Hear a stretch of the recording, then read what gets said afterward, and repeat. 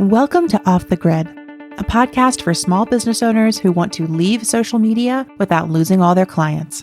Let's go off the grid. Okay. Let's go off the grid. Okay. I know that you really want to put your phone away. Yeah. Let's go off the grid. Hello, and come on down for the 100th episode of Off the Grid.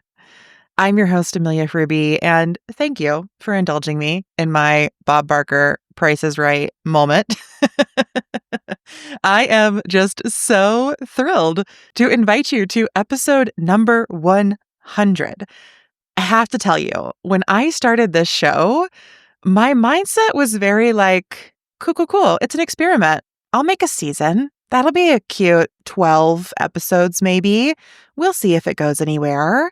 And as I have shared before from the lore of Off the Grid, at the end of season 1, I was talking to my friend, Taylor Elise Morrison, and I was like, I don't know, people didn't seem that into it.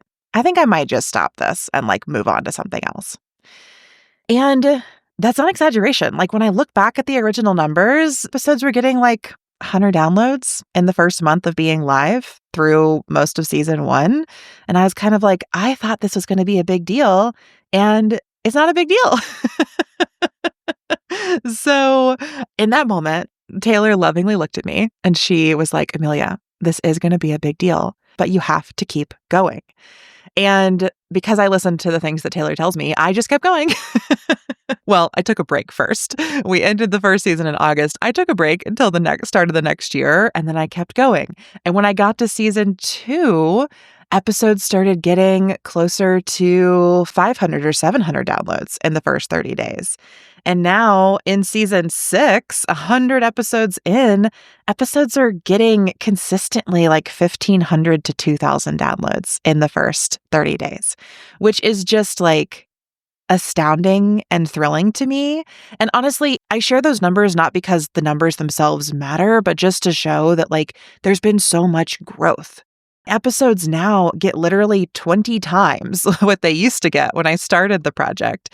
And also, it's been over 3 years, right? This show grows because all of you listen to it and you tell your friends about it. So if you heard those numbers and you were like, wow, this show is so successful, I don't need to keep spreading the word about it. Everybody already knows. Please know that they do not know.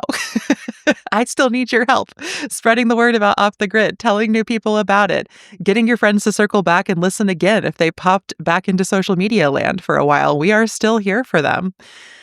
And also, if you heard those numbers and you were like, wow, I wish my podcast could ever get that many downloads, I'm still on that journey with you too, my friends. I have plenty of other shows I'm looking to that are so much farther down the path of podcast success than I am. And what I like to remember is that we're all on the same path. We're just at different places. And just because I think somebody is quote unquote more successful to me, if we're on the same path, we're all a part of the same journey. And I am grateful to be on this podcast path, and I'm really grateful that I get to be here because you're listening. If you weren't listening to this show, I don't know that I could have kept making it. It definitely would not have become the whole business ecosystem it is now. So over the past 3 years, I launched the Interweb, which is our annual membership and community. Then I launched the Clubhouse, which is our paid podcast and newsletter space on Substack. And then I've launched some other fun things like Co-working Club that ran this spring, or some of the workshops I've done, or group coaching things that I offer inside the Interweb sometimes. I get to do all of this because you're tuned in. And if you've never bought something from me or Softer Sounds or Off the Grid, that's okay. You tuning in still helps me sell sponsorships and ads on the show. And maybe you haven't bought anything from me, but you bought something from one of our sponsors. And all of that is the beauty of this project, this podcast, this business. And I hope you can hear in my voice that I am just brimming with gratitude. It is such an honor and a gift to get to do this with you and for you. I am literally recording this on a Saturday morning because that's when I have time to do it. And I love it. I sometimes when I record, my Oura ring goes off because it's are you working out right now? I'm like, no, I'm just excited. And that's how I feel on this Saturday morning when I'm recording this intro, thanking you for being here for 100 episodes of Off the Grid and just being so freaking pumped that I get to share this with you today and that I get to make so many more episodes. Like, I've already recorded past episode 110. We are continuing on, friends. Off the Grid is not going anywhere. Our businesses are not going anywhere. We are making this work together. So thank you. Thank you, thank you, thank you for being here, for supporting me in my work. And also, I was thinking that today, for our 100th episode, it would be nice to share something that feels a little bit like a, I don't know, field trip, flashback, rewind, and fast forward of some kind through the history of Off the Grid. And I thought about putting together some like convoluted, highly produced highlights reel. And then I thought about the fact that I'm doing this on a Saturday morning and like I don't have 25 hours in my Saturday to do that. So I decided that the next best thing was actually this conversation that I'm going to share with you today. Because today on the podcast, I'm sharing a conversation that I had with Deanna deBara, and it's all about how to stop feeling stuck on social media. And what I love about this episode is that it really returns to the roots of the podcast with a fresh conversation about how to leave social media if you would like to. This episode is a beautiful, kind of like 45-minute recap of many of the major off-the-grid talking points with a bunch of psychology and neuroscience built in, because Deanna is an expert in the psychology of stuck, what's happening in our brains and our bodies when we feel stuck on social media or anywhere else. And so she brings this really nice lens to a lot of the ways that I talk about the show. And what I loved about our conversation is we just offer a lot of different perspectives on why we get stuck on social media, how to stop doom scrolling and feeling stuck on the apps, and ways to decide what your next best step is, online or offline. Because as I say here often, I don't have a personal opinion on whether you're on social media or not. You have to make the right decision for yourself and your business. What I want to help all of us do is question if we need to be on social media, because I don't think we have to be there. We get to choose to be there. And I respect your choice no matter what choice you're making, as long as it feels like a choice to you. So this episode is for all of you who want to reflect. Maybe you're feeling stuck on social media. Maybe you've recently felt stuck on social media. Maybe you're feeling stuck on Substack. Maybe you're feeling just stuck in like some way of thinking about your business that you want support popping out of. My conversation with Deanna is going to provide all of that for you. And if you love it, of course, I will also recommend that you go listen to Deanna's podcast, Season of Stuck, that explores stuckness in so many different areas of life and work. So let's get unstuck out of this intro and dive right into this conversation. I often talk about how I decided to leave social media and then I left, which is basically what happened. There was kind of a couple months between I made the decision, I told people I was leaving, I reminded them for a while, and then I exited the platforms. But I hear from a lot of off the grid listeners that, maybe you should leave or you want to leave, but you can't actually leave social media. And you feel extremely stuck there. Stuck in the process of trying to make this decision. Do I stay or do I go? Stuck every single time you open an app and start scrolling. And so I'm incredibly excited for this conversation where Deanna deBara and I are combining forces for Off the Grid meets Season of Stuck, Deanna's podcast, to talk about all the ways we get stuck on social media and why that happens, as well as how to get unstuck, which is probably exactly what everybody listening to this wants. So, hi, Deanna. I am so thrilled to be in conversation with you today. Hi, Amelia. I am also so thrilled to be in conversation with you. We explore all sorts of stuckness on my podcast, but I know that social media is a huge stuck point for so many people. I know that it was for me. So I'm really excited to dive into why that is, and to your point, what we can do to untangle that relationship with social media, get unstuck, and move on once and for all. And I think for me, It feels like they're kind of two stuck points that I want to narrow in on, whatever the metaphor is there. Like, one is feeling stuck on social media, like I can't get off this platform. And the other is feeling stuck in the decision about should I stay or should I go? Because I feel like that's another thing. Like, I think for people listening to this episode, like, we don't actually care if you leave social media or not. It's not about that, but it's about not feeling so stuck either on the platform or just stuck like you can't make a decision about it. And I'm hoping by the end of our conversation, people will feel like really empowered to make that decision for themselves and act in alignment with their choices, no matter what that choice is. And sometimes the key to getting unstuck is to understand where the stuckness is coming from. Like, what is this stuck point where I keep running into this wall? And like, once you have that understanding, it can be so much easier to deconstruct and make a decision either way that makes you feel less stuck. Beautiful. So true. So you are our resident expert on stuckness, and I didn't even really experience too much stuckness when I left social media. So I am bringing you here, and I want to start with the question, or we are convening here, I should say. Why don't we start with the question, like, what are some of the ways we get stuck on social media? What do you see with the people that you talk to for Season of Stuck? Totally. So I think that many of us who have been on social media have had the experience where it's almost like we're on autopilot.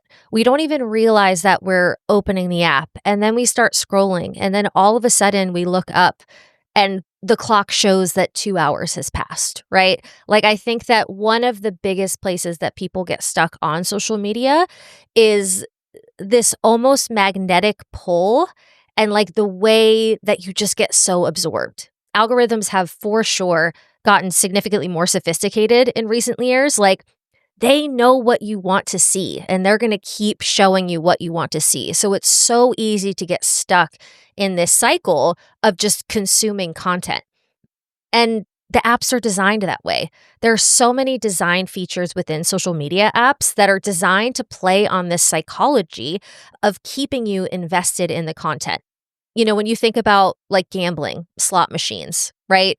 When you are pulling a slot machine, you're not going to get a positive result on most of your pulls, but every once in a while, you're going to get something that feels good. You're going to like win some money, the lights are going to go off, and that randomness actually feels more appealing to your brain than if you were to win every time. It's like this will I, won't I get this dopamine hit. And social media apps are designed to trigger the same parts of your brain that have that experience with gambling. So, like when you log on, will I or won't I have comments on my post? Will I or won't I find something interesting? It's like your brain is like, ooh, I'm unsure, and that keeps me coming back. And so I think that the actual design of the apps is definitely a reason that people get stuck. So if you, listener, have found yourself stuck in this endless scroll, one thing that I want to say is be compassionate with yourself. It's not just you. These apps and these algorithms are designed to keep you stuck, to keep your eyes on the platform. But again, once you understand that, that's when you can start seeing real change.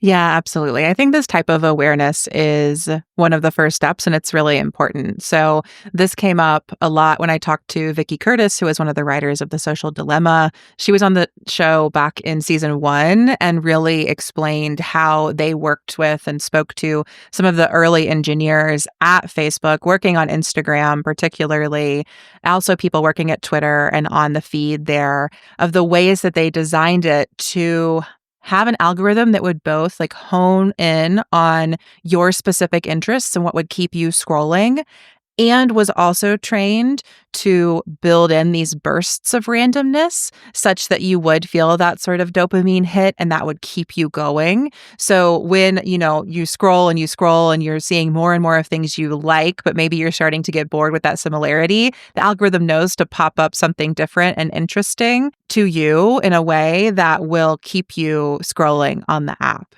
And I remember watching The Social Dilemma, talking to Vicky and being like, wow, okay, this is not in my control. I think before that, I really thought that I had the power when I was on social media. And I was like, oh, maybe I don't have as much power as I think I do here.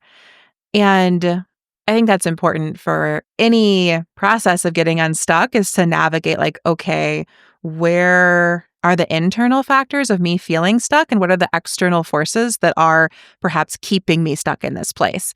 And the design of social media algorithms, as well as the design of the apps and platforms themselves, right? Like the notifications that we get, those flags, or even I can attest to someone who doesn't use social media, but 2 years after I log into my account that follows nobody, there are like so many notifications there, and they actually have nothing to do with me.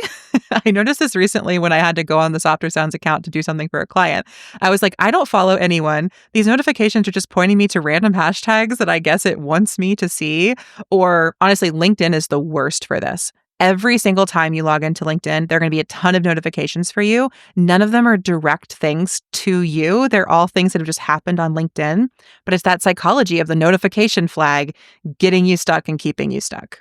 I had 27 notifications on LinkedIn this morning, and literally 0 of them had anything to do with me. It was like some connection of a connection posted a carousel of something that is completely unrelated to me or what I do. So yes. And that's like the perfect example of like logging into an account after so long where you didn't even follow anything and they're sending you these things to try to pull you in. I think in addition to like the design, you were talking about like the internal factors. Social media also plays to some of our deepest desires as humans. We as humans feel a deep need and drive to connect with other people, right? And social media creates the illusion of being connected with other people. And in a culture where we're incredibly busy, we're overwhelmed with information, and for many, we're in the midst of a loneliness epidemic. A lot of people feel like they don't have that connection in their real lives. Social media gives them that sense of connection. But it's one of those things I like to think about it like real connection, right? Going and spending time with a friend, like having a conversation about what's going on in your lives, like really being there together. That's like having like an incredible 3-course meal, right? It's like the meat and potatoes of connection. Whereas like going on social media and like scrolling and seeing photos of a friend that you haven't talked to in a long time or, commenting on someone's post, it's like the cotton candy of connection. Like, yes, it's technically food, but it's not going to like sustain you over the long term. So I think that social media also plays on some of those like deep desires to be connected. And then there's also like the comparison game, right? Like social media has also created this culture of comparison where we get stuck. We're like logging in and looking at other people's highlight reels, essentially, like this very carefully curated presentation of their life. And we're comparing it to our own like director's cut, like, and all of the mundane and frustrating and sad details and finding ourselves lacking. And like that insecurity also keeps us coming back to like see what other people are doing. How do I compare? How do I live up? So there's, I think, so much going on from an internal perspective, from a psychology perspective, that keeps people stuck on these social media apps. Yeah, I mean, I would agree completely. You've named some of the like cycles that I see or the patterns of behavior that people talk about with their relationship to social media. We have the sort of compare and despair spiral, right? Of looking at other people's highlight reels, seeing what's happening in their lives and never feeling like your life can live up to that example. That is part of, I think, the aspirational nature of so much social media content and the aspirational nature of influencer culture. So that's one of these cycles that people can get stuck in. We also can have a very clear like FOMO cycle around the fear of missing out. So if we're not active on social media, we feel like we're missing out on what's happening there. Or if we are active on social media, we're seeing a lot of things we're missing out on and feeling sad or upset about that missing out. So there's that sort of fear cycle that we can also get caught in. I'm curious if you could speak a little bit more, you've mentioned it a few times now, just to the broader like psychology of stuckness. Like, what does that mean exactly? And maybe that'll give us some more clues into how it's happening on social media. Yeah. So stuck is both a psychological experience, but it's also like a physiological experience, right? Like when you find yourself stuck, there are things happening in your brain that are keeping you in that state. And I think where a lot of people get their wires crossed is thinking that knowledge or motivation is all that you need to get unstuck, right? So if we're stuck on social media, that all we need is like, oh, well, this is ridiculous. I see what they're doing and I'm motivated to leave. And then you can do that. But that's just like not the way that the brain works, right? So the brain is wired for comfort and familiarity, right? Our brains are not like wired for us to go out and thrive and like live our best lives. Our brain's job is to keep us safe. And how our brain does that is to look for familiarity, repetition, like habits. And so when you find yourself in this loop of feeling stuck, it's your brain's attempt to keep you safe.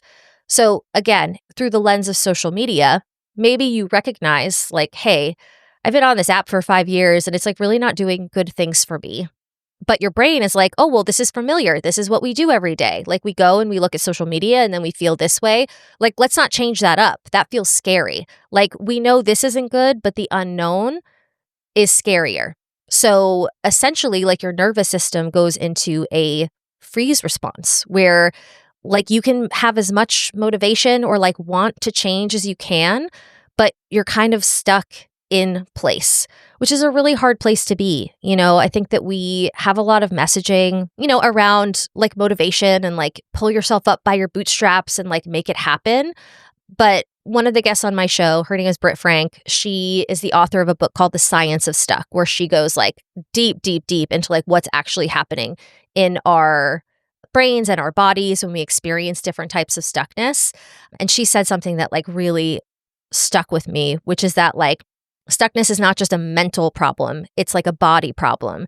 And you can't think your way out of a body problem. So if you're stuck on social media or anywhere else, you can't just like think your way out of it because there's actually things happening in your body that you have to address with your nervous system, with like being in a freeze state, that if you want to get unstuck and break that loop, you have to address. Like you can't think your way out of the problem, if that makes sense. Yeah, absolutely. I am like vigorously head nodding with my whole body over here because I hear from so many people this sentence that sounds something like, I know I should leave social media, but ... And I'm not particularly interested in the shoulds, even as somebody who's out here being like, maybe we can all leave social media. Wouldn't that be great? Like, I'm happy to be someone who's out here for leaving social media, but I don't think it's a matter of who should and who shouldn't. I think it is a personal decision that needs to be considered carefully based on your societal position, your business, whatever it might be. And at the same time, I think what a lot of people are saying when they say that to me is like they have all of these logical reasons to leave. For a lot of them, it's like a deep values misalignment. They're like, okay, cool. Meta got rid of fact checking. Twitter's become a cesspool of whatever. Like, I know I feel bad when I'm here. I know I don't want to be here anymore. But having that thought is not enough to motivate an actual change. And then people get caught in a different cycle, which is more of like a shame spiral, or it's this sense of stuckness around like, I know what I think I should do, but there's this sort of abyss between what I think I should do and then actually doing it that opens up. And I guess that abyss is stuckness, or it's being stuck in its own way. Yeah, I feel like shame is often the predominant emotion with stuckness because again, it's not like a lack of knowledge for the most part. Like so many of us are like, I know that I don't want to do this thing. I know I should do this other thing, and yet we can't get there.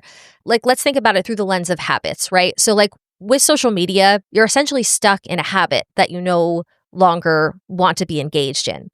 But there is like a whole thing happening in your brain when you engage in habits. It's like you have created these neural pathways, and over time, those neural pathways have gotten deeper and deeper and deeper to the point where, to my story earlier, you just kind of find yourself doing it. It's not even like a conscious choice. You're just there. And that's because you have wired your brain to engage in this cycle. So you can't just be like, okay, well, I don't want to engage in that cycle anymore. Like if your brain is wired to do so, you really have to address like, okay, what is happening in my body? What is happening in my brain? How do I interrupt that loop and do something different? Yeah, I think that this is so interesting and powerful. And, on Off the Grid, I'm always trying to offer these different lenses to understand our experience of social media and to understand almost these kind of breaking points where it comes to light that you don't want to be there anymore or that things really have to change. And as we're talking, I'm just realizing that like the psychology of stuck is another thing on this list of these different sort of like psychological and embodied ways that I've been understanding people's relationship to social media, including my own. So for me, the lens that I had for this was really like anxious attachment and codependence. That was my journey with social media. That's how I got stuck there. And that's what I had to heal to leave. For other people, the lens is addiction. It's really about confronting their addiction to a platform, which taps into some of the like compulsive habits you're speaking to, but I think goes even deeper into that. And then also this like psychology of stuck can be another lens that we see this through, the ways that we feel that stuckness, that we are maybe trying to have a sort of like intellectual, cognitive decision-making process that's not working for us because we're not bringing it into the body. We're not engaging ourselves on more levels as we consider what our next step might be as we break that habit, that pattern, as you're saying. So I feel like we've painted the picture of being stuck on social media at this point, but I'm so curious if we know the ways we get stuck on social media and perhaps we know why we get stuck there. How do we get unstuck, Deanna? Is there any hope for us? Such a great question. And the answer is yes, there is absolutely like hope if you're stuck in social media or stuck anywhere in your life. Like there are ways to shift that trajectory and start taking steps towards being less stuck and living a life that feels more in alignment with what you truly want, not just like your habitual responses. So again, looking at it through the lens of habit, right? Social media for many people becomes a habit or an addiction. And in order to change a habit, you need to like change the habit cycle, right? So there is like the trigger. Let's say you see the app and then you are like engaged in the routine, which is like opening the app and looking. Then you get the reward, which is like the dopamine hit, and you get like caught in that cycle. So the key is to like interrupt that loop in some way. So for example, you might delete the app off of your phone so that you don't have that visual trigger. You might make it really, really difficult to log into social media apps, create some friction, which can like stop you as you're kind of like engaging automatically in this loop. I know that I changed my social media passwords as I was getting off social media. I changed them to be very long, very like, annoying. I mean, they were probably very smart passwords, but like 25 characters, I wrote them down. I would have to go and physically get the paper and come back and like type it in. And just that interrupt where instead of automatically being like, oh, okay, I have the app, I'm on, I'm getting the reward, like adding that friction could often like interrupt that pattern. And over time, as you continue to interrupt that cycle, you can build different habits. And there's also James Clear. He wrote a book called Atomic Habits. And one of the big strategies in that book is called habit stacking. So like when you're trying to build habits, you stack them on to habits that you already have. So if you're trying to break the habit of social media and start a new habit of not being on social media, you might attach that to something that you're already doing automatically. So for example, when I brush my teeth in the morning, I put my phone in a locked drawer. So I'm not tempted to like, pick up the app. Or when I log into my computer for the day, I turn on my website blocker so that I can't go into my social media apps. Like make it a part of routines that are already working for you. And again, over time, when you do things differently, you create new neural pathways in your brain. You create those grooves of the new behavior. And then over time, those become your new habits. And that's when like your brain is on board with what you actually want to do. I feel like that last piece, what you actually want to do, is also really important here because I think often when we think about something like social media and we're questioning if we want to leave social media or when we know we do want to leave social media, it can feel like quitting something is just like opening this sort of void. And I've personally found that it's always easier for me in my life to move toward things that I want than it is to move away from things that I don't want. And those can often be very complementary. Like I could do both at the same time, but sometimes if I'm just trying to break a habit, I need something I'm moving toward to help me continue to maintain the motivation to do all the work that interrupting those habitual patterns requires, because it is a lot of effort to interrupt those patterns. I mean, the things that you're saying, putting your phone in a locked drawer, turning on the blockers, I hear a lot of folks, I kind of call this like the bartering stage with social media, right? Like we're negotiating. We are only on it for certain times. We're deleting the apps off our phones. We're doing all of this. Like that is also work. So I'm curious, like, how do you stay motivated to do that work, to keep breaking the pattern? So I think one of the most important things that I did for myself in getting unstuck from social media and really getting unstuck from anything, and something that I've also heard a lot of other people doing that have been successful with changing their relationship to social media, whether that's leaving completely or just engaging in like a healthier way, is to like get really granular on your values and like tie those values to your social media usage, right? So you might realize that one of your values is quality time with your family, right? And that social media is taking some of that time from you.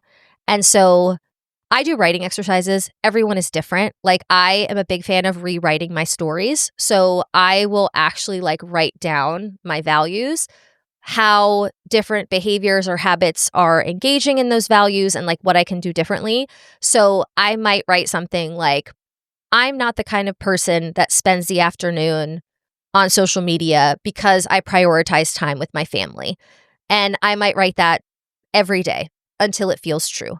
I think changing your internal dialogue can be a really great way to motivate yourself to continue with habit change. Because again, it's like we know what we want to do, right? Like, let's say I know I want to leave social media, but to your point, that's a lot of work. Every day I have to like make those decisions of like putting my phone away, turning on the app blocker, and there's a lot of different places that you can get stuck. So I think that if you can like really tie it into your values and like how you want to show up in the world, that can help give you that push where like it feels really hard. And then in addition to that, be compassionate with yourself. Change is hard. Changing any habit is really difficult. And changing a habit that is designed to keep you engaged is even harder. So if you slip, be kind to yourself. Look at the situation and be like, okay, what happened? How did I get caught back up in this loop? What can I do differently next time? And then move on. Beating yourself up, getting stuck in the shame of not being able to change isn't going to ultimately help you move forward. Yeah, you're just stuck in something else, or you're like even more deeply mired in your stuckness. Shame is the least motivating emotional experience. Like you are never going to shame yourself into change. Internally beating yourself up and telling yourself how terrible you are because you're not doing these things that you really want to do, that's not going to help you do those things. It's just going to keep you stuck in that like self-criticism and self-judgment. And then you're going to want to look for those kind of like easy dopamine hits to like get you out of that experience. So I think that self-compassion is also like a really, really important piece in all of this. Absolutely. You're really speaking to the like little Catholic girl inside of me. What? Shame and discipline isn't the answer? That can't be the case. Believe me, I speak from experience. I have tried to bully myself into change for the majority of my 40 years. And finally, I had like a light bulb moment where I was like, this just isn't working. It's not working. And there's all sorts of science to back up the power of self-compassion. And so eventually I got to a point where I was like, all right, well, this isn't working. The shame isn't working. So let's try the being nice, the compassionate piece. And I'm certainly not perfect. I still can get caught and stuck in like negative self-talk and, internal like critic. But when I can lean into the self-compassion piece and just be like, hey, I'm a human and this is hard and I should just give myself a little bit of grace and just continue trying, I've had much more success, both with social media and just with stuckness and life in general. I really appreciate this emphasis on self-compassion. And I also just want to like flag and underline the practice you offered around sort of like affirmations and anti-affirmations is a little bit how it felt. Like, I don't do this because I value that. Or I do this instead because I value this thing. I think that that's a really simple and powerful way of kind of reframing any of our behaviors, but particularly our social media use, right? So, what you said, like, I don't spend my afternoons on Instagram because I value spending time with my family. Or for me, like, I don't pick up my phone first thing in the morning because I value saying hello to my dog and my partner before I start my day. Yeah. I don't bring my phone to bed with me at night because I value sleep and setting myself up for a successful day in the morning. And I think like the language that you're using is really important when you can tie it to your values, right? And have it be not about like a punishment, like I can't go on social media at night, right? But instead, I don't go on social media at night because of this value.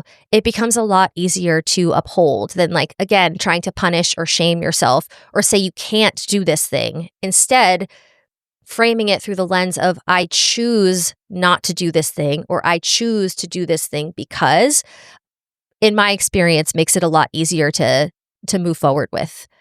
And the values we're really offering here are actually like, they're kind of alternate activities that like there's a value even underneath them, right? Like, because I prioritize spending time with my family, the value of quality time with family probably looks like we make dinner together or we go on a long walk or, what are those things that you do? And that goes back to that piece I was sharing earlier about, moving towards something as we're moving away from something. So, if I don't want to pick up my phone in the morning, it's really hard to be like laying in bed, like I'm imagining myself just like hands pinned to my sides. Okay, I don't pick up my phone in the morning because I don't pick up my phone in the morning. But when it's like, I don't pick up my phone in the morning because I get to have the best cup of coffee of my entire life, right? Then I have something I'm like excited to get up and go do instead of pick up my phone. And that's connected to my value of connection because probably my partner made me that cup of coffee. Let's be honest, that's how my household works. But like, it's both the value and the alternate action. Well, and you're redefining what your brain views as rewards, right? Because like we're so used to these like dopamine hits that we get from the phone, from social media.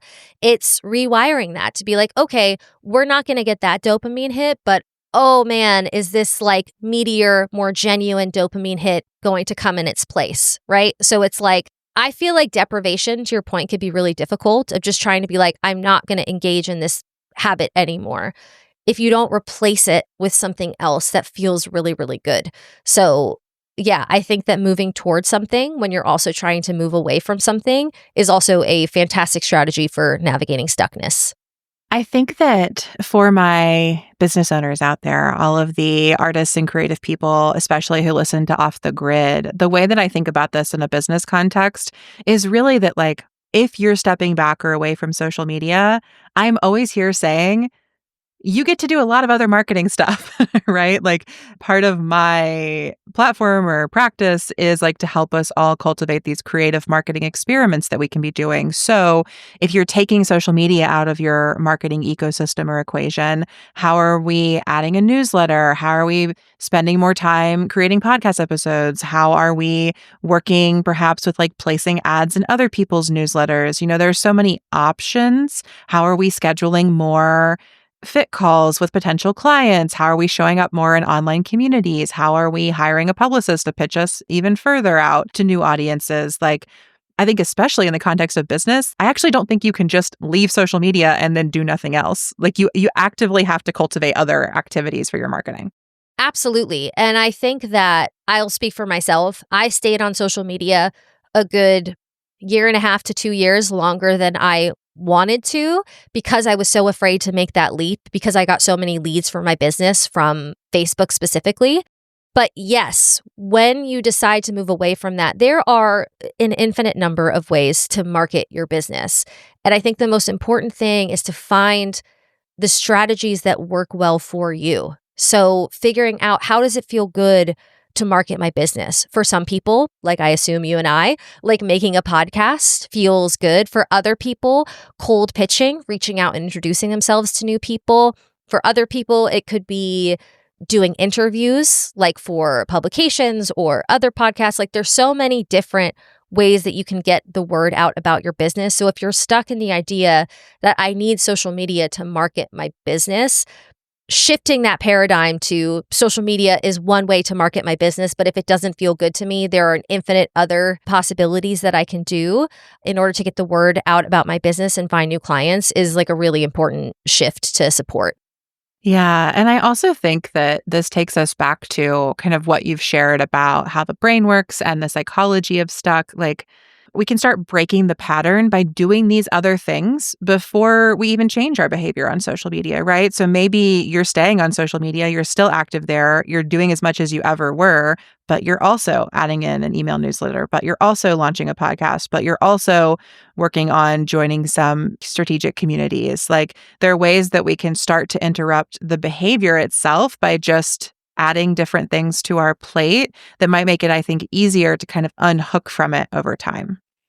Yeah. And even stepping aside from the internal psychology of being stuck on social media and like not pursuing other marketing avenues, as we just learned from the TikTok ban, like social media, if you are exclusively focused on building your audience and connecting with your customers on social media, that's reliant on the platform. And the platform can change in any number of ways. It could disappear and your audience and your customers go along with it. So even if you do decide that social media is an important part of your marketing strategy, I think it is imperative to also be thinking about, okay, how can I build these other channels that belong to me? How can I connect directly with my customers so that if and when these social media platforms or the rules or the algorithms ever change, I still have this core audience that I have built. Yeah, exactly. And off the grid listeners will be very familiar with the concept of, like, they call it an owned channel, which is just a place where you have direct access to the people who are in your audience, typically through either an email address or a phone number. So either you're doing SMS marketing and you're texting and you're collecting phone numbers, or you're doing email marketing or sending newsletters through people's email addresses. And I agree, like, it is so important to be growing one of those lists on an owned channel, even if you are still all in on social media. I mean, I don't know why you're maybe still listening to this if you're all in on social media. But if you are, you still need the space where you have that direct access, because to your point, Deanna, like, the platforms can go away, or you can get banned for no reason, which has happened to plenty of people that I've spoken to, or the algorithm can shift and all of a sudden none of your content is shown to anybody who's following you. Like, you have so little control. It goes back to where we started again. Like, you don't actually have much power on social media platforms as a user or a content creator there. And so making sure that you're also cultivating your business in areas where you do have more sovereignty is just so, so important. And it's going to create a more resilient business ecosystem for you over time, which really, I think, is a lot of what's at stake here. Yeah. And I kind of operate under the belief that like diversification is important. You don't want to have all of your eggs in one basket, regardless of what that one basket is, right? Like, I think if you can explore different avenues and, like you said, kind of like diversify and have a variety of things in your business, that makes it a lot more resilient and also gives you like new and different ways to connect with your audience, to connect with your customers, and to continue building awareness of your brand out in the world.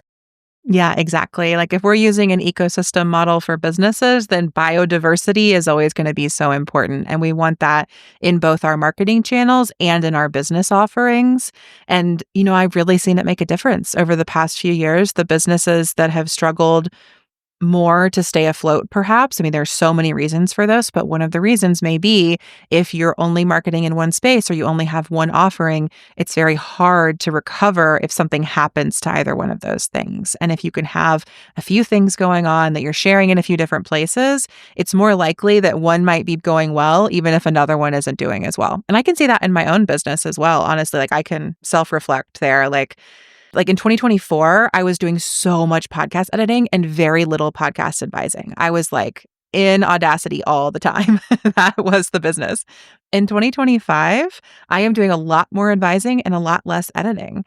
And I'm really glad I have both of those offerings because if I didn't, then I think I would have had a very, very hard year in business either last year or this year. But things are staying okay because I have this mix of things that's going on.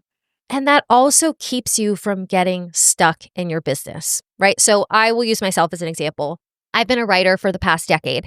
And when I started off writing, my business was pretty split between editorial work and content marketing for businesses. During COVID, the demand for content marketing went through the roof. So I pivoted to almost exclusively working on content marketing. And as anyone in the writing world knows, that started to decline dramatically with the introduction of generative AI like ChatGPT.